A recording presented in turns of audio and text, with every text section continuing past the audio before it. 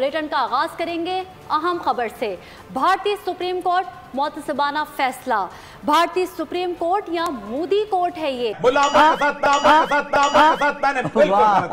भारतीय supreme court ने मकबूजा कश्मीर में आर्टिकल 370 के खात्मे और 5 अगस्त 2019 के इक़दाम को जायज़ और कानून के ऐन मुताबिक करार देते हुए उसे भारत का अटूट अंग करार दे दिया। हाय, किधर है ये human rights universal declaration, United Nations security council, United nation general assembly, और उसके बाद जो आपने बड़ा अच्छा बोला कि जो ह्यूमन राइट्स के चैंपियन ममालिक हैं। My God! भारतीय सुप्रीम कोर्ट ने मकबूजा कश्मीर की खुसूसी हैसियत खत्म करने के खिलाफ दरखास्तों पर महफूज मुतासिबाना फैसला सुना दिया। फैसला सुनाने से कबल दफा 370 पर अदालती फैसले के पेश नजर महबूबा मुफ्ती और नायब उमर अब्दुल्ला को नजर बंद कर दिया गया। तोबा तोबा तोबा तोबा। तो अच्छा, ये वो मामला है जो अक़वाम मुत्तहिदा की करारदादों की धज्जियां उड़ाई जा रही हैं, जो आलमी कवानीन है उनको भी वायलेट किया जा रहा है, लेकिन इस पर कोई भी बात करने को तैयार नहीं है। तोबा इस्तग़फ़ार, तोबा तोबा तोबा, खुदा मुझे माफ करे। अमेरिका का इस खित्ते के अंदर एक ताकत का तवाज़ुन का झुकाव भारत की तरफ है। ये दरिंदे हैं और ये भेड़िए हैं। मसला ये है कि ये भेड़िए हैं, ये हमें पता था, लेकिन हम कब से भेड़ बन गए, ये है असल मसला। नमस्कार दोस्तों, जय हिंद। तो दोस्तों फाइनली सुप्रीम कोर्ट ने आर्टिकल 370 और 35A को लेके अपना जो डिसीजन है वो सामने रख दिया है और पाकिस्तानियों को और ख़ासकर भारत में रहने वाले गद्दारों को मैसेज दे दिया है कि भाई अब 370 का सपना देखना बंद करो, खाओ पियो हगो सो, अपना काम करो। अब जो 370 है वो तो वापस आने वाला है नहीं। तो पाकिस्तानियों की हालत तो इस समय ख़राब है और मज़ेदार रिएक्शन आज शाम तक आएंगे, वो आपको कल देखने को मिल जाएगा। क्या क्या पाकिस्तानी रिएक्शन दे रहे हैं और जो भी रिएक्शन अभी फ़िलहाल में सामने आ रहे हैं वो आपके सामने वीडियो लेके आया हूँ। तो ये वीडियो पसंद आए तो लाइक करना, चैनल को अभी तक आपने सब्सक्राइब नहीं किया तो प्लीज़ चैनल को सब्सक्राइब जरूर कर लेना। क्या डंके की चोट पर मुख्तलिफ रियासतों की जानिब से मुख्तलिफ हथकंडे इस्तेमाल करते हुए ये हुकूक बेदर्दी से पामाल नहीं किए जा रहे हैं? और क्या इन खिलाफ वर्जियों पर इंसानी हुकूक के अलंबरदार खामोश नहीं हैं? इन हुकूक की मौजूदगी में ही नाजरीन एक तरफ हमें मकबूजा कश्मीर नजर आता है, जहां एक रिपोर्ट के मुताबिक अक़वाम मुत्तहिदा के वज़ा करदा एक भी इंसानी हुकूक वहां बसने वालों को मैसर नहीं है, जहां भारतीय फोर्सेस गुज़िश्ता 7 दहाइयों से इंसानी हुकूक के आलमी एलामिये की धज्जियां उड़ा रही हैं। नजमुल साकिब साहब, आज हम इंसानी हुकूक के आलमी दिन पर जश्न मनाएं या सोग? किधर है ये human rights universal declaration, United Nations security council, United nation general assembly, और उसके बाद जो आपने बड़ा अच्छा बोला कि जो ह्यूमन राइट्स के चैंपियन ममालिक हैं, उनमें से 2 ममालिक का जिक्र करते हैं।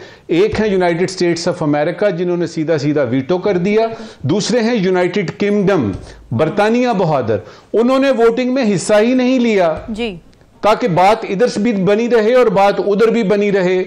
हिंदुस्तान ने 1948 से लेके आज तक उस पर कब्जा किया हुआ है। वहां के आपने बड़ा अच्छा बताया, मैं बार बार इसलिए नहीं कह रहा हूं कि आज की आपका इंट्रो कमाल का इंट्रो था, कि उसमें कोई एक इंसानी हक भी ऐसा नहीं है जो कि पामाल नहीं हो रहा। अब अगर आप 5 अगस्त 2019 की बात करें, जब ये 370 और 35A एब्रोगेट होता है और हिंदुस्तान कहता है कि जी ये सारा कुछ जो है, जो जम्मू और कश्मीर का इलाका अब जम हो गया, यूनियन का हिस्सा बन गया, डन एंड डस्टेड विद, बात खत्म हो गई जी। यहां पे मैं एक वजाहत करना चाहूंगा कि उस दिन से लेके आज तक, जबकि हम 10 दिसंबर 2023 को बात कर रहे हैं जी, दुनिया में कोई एक मुल्क ऐसा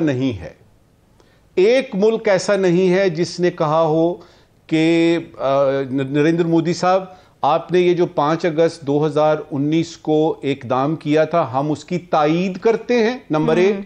नंबर 2, हम ये मानते हैं कि मकबूजा कश्मीर अब हिंदुस्तान का हिस्सा है। एक मुल्क भी नहीं है। बिल्कुल। साथ में हम ये देखते हैं कि यूनाइटेड नेशन सिक्योरिटी काउंसिल के एजेंडे पे अभी भी मकबूजा कश्मीर का मसला मौजूद है। वो यूनानिमस रेजोल्यूशंस UNCIP के और UNSC के वो मौजूद हैं और वो ओल्डेस्ट एजेंडा के तौर पे अभी भी वहां पे हैं।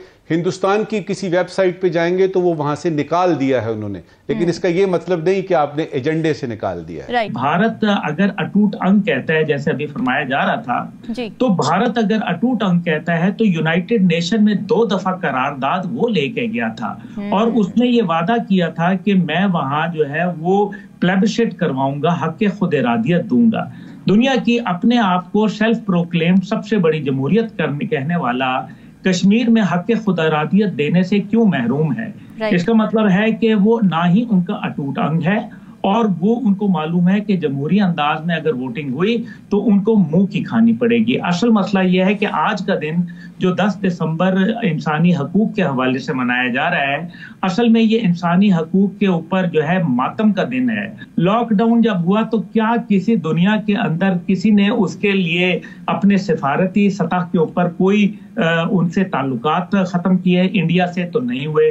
अब लॉकडाउन को ही देख लीजिए तो ये पता चलता है कि लॉकडाउन के अंदर जिस तरीके से कश्मीर पे आया, पूरी दुनिया में अल्लाह ताला ने फिर लॉकडाउन करवा दिया। अमेरिका का इस खित्ते के अंदर एक ताकत का तवाज़ुन का झुकाव भारत की तरफ है। ये दरिंदे हैं और ये भेड़िए हैं। मसला ये है कि ये भेड़िए हैं, ये हमें पता था, लेकिन हम कब से भेड़ बन गए, ये है असल मसला। बड़ा वर्डिक्ट आया है जिसका इंतजार था। इंडिया की सुप्रीम कोर्ट ने आर्टिकल 370 के ऊपर अपना फैसला सुना दिया है। आर्टिकल 370 को वैलिडेट कर दिया है और इसमें इंडिया की पार्लियामेंट की जीत है और मोदी सरकार की जीत भी कही जा रही है। ये एक ऐसा वर्डिक्ट था जिसका इंतजार था बहुत दिनों से और इसके ऊपर आज ये फैसला सुना दिया गया है।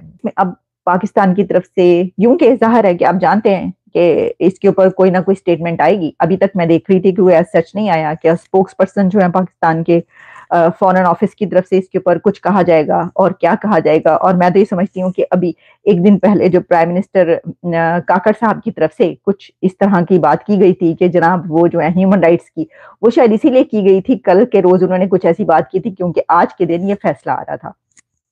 इसके अलावा कुछ नहीं कर सकते।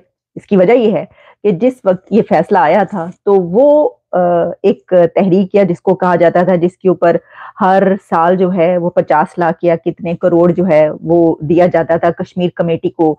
और उसमें होता क्या था, उसमें ये होता था कि मौलाना फजलुर रहमान उसके जो है हेड हुआ करते थे कि सिर्फ हलवे खाए जाते थे, सिर्फ बिरयानियां खाई जाती थी, सिर्फ ऐश होती थी, और या फिर ये कि ट्रिप्स होते थे पूरी दुनिया के, और कुछ भी नहीं हुआ। और हमने देखा कि जिस वक्त ये फैसला हुआ तो उस वक्त क्या हुआ उसके बाद कि जनाब आप हर जुम्मे को 20 मिनट के लिए धूप में खड़े हो जाएं। तो अब आप ऐसा करें कि आप डेली बेसिस पर वो 5 घंटों के लिए धूप में खड़े होना शुरू कर दें, क्योंकि जो होना तो हो गया। उनको वैसे ही आप कुछ नहीं कर सकते थे और कुछ नहीं कर सके, तो अब तो ये जैसा मैंने कहा कि आखिरी कील उन्होंने ठोंक दिया है। ठीक है जी, तो बस ये मैंने सोचा कि ये जो डिटेल्स हैं, अपडेट्स हैं, ये हम आप तक पहुंचाते चलें। और ये जो बात कही जा रही है कि ये प्राइम मिनिस्टर नरेंद्र मोदी और उनकी सरकार यानी उनकी हुकूमत की एक बहुत बड़ी जीत है, विक्ट्री है, बिल्कुल इसको ऐसे भी लिया जा सकता है। तो दोस्तों फाइनली पाकिस्तान को एक और दिन मिल चुका है सेलिब्रेट करने के लिए। मतलब कि पाकिस्तान में बोला तो जाता है कि ब्लैक डे मनाएंगे उसको, लेकिन उस ब्लैक डे को पाकिस्तान में किस तरीके से मनाया जाता है वो तो आपको सबको पता ही है। डांस पार्टी कराई जाती है और खाने पीने की चीज़ें लाई जाती है, कोल्ड ड्रिंक, सोल्ड ड्रिंक और फलानी ड्रिंक, सब कुछ मतलब एंजॉय किया जाता है पाकिस्तान के अंदर। कहने को ब्लैक डे होता है दुनिया को दिखाने के लिए। बाकी दोस्तों अब पाकिस्तानियों की तो भयंकर वाली जली हुई है इस समय, और मज़ेदार रिएक्शन आज रात को आ जाएंगे, तो कल सुबह आपको वीडियो मिल जाएगी। ये वीडियो पसंद आई तो प्लीज़ इस वीडियो को लाइक कर देना और आपकी क्या राय, अपनी राय कमेंट में ज़रूर देना। फिर मिलते किसी नेक्स्ट वीडियो में, तब तक के लिए जय हिंद, जय भारत।